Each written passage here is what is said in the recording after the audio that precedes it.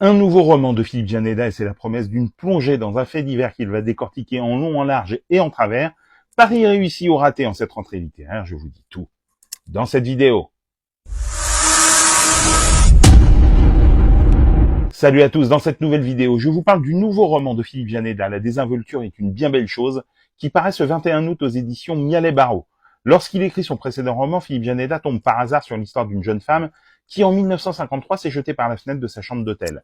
Elle avait 20 ans, elle était belle et très courtisée, et elle était très amoureuse d'un soldat américain qui était également amoureux d'elle. Intrigué, l'auteur a poussé ses recherches et a découvert qu'elle a été mannequin chez Christian Dior, que ses parents étaient morts et que sa vie était très compliquée.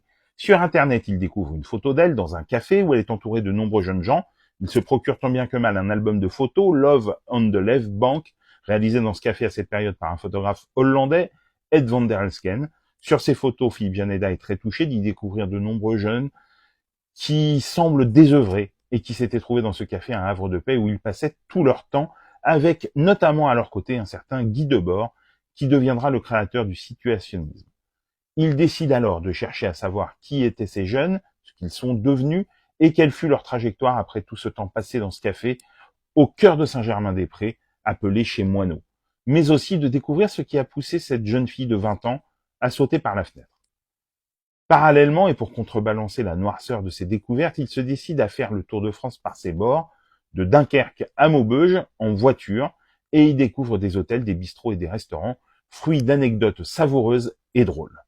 L'auteur de La Serpe et de Au printemps des monstres livre un récit admirable de plus de 500 pages où il nous plonge avec une précision d'horloger dans ces années 50, recréant les ambiances de ces cafés, les petites et grandes histoires de ces gens qui, à défaut d'avoir des familles soudées, s'en étaient créé une autre.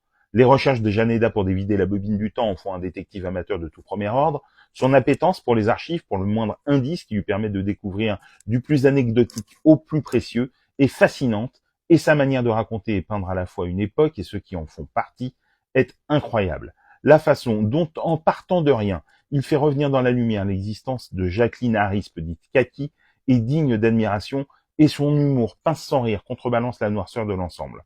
En faisant apparaître le passé des brumes dans lequel il était plongé, Philippe Janeda nous raconte un monde englouti avec le talent des historiens les plus doués et déploie la plus belle des humanités.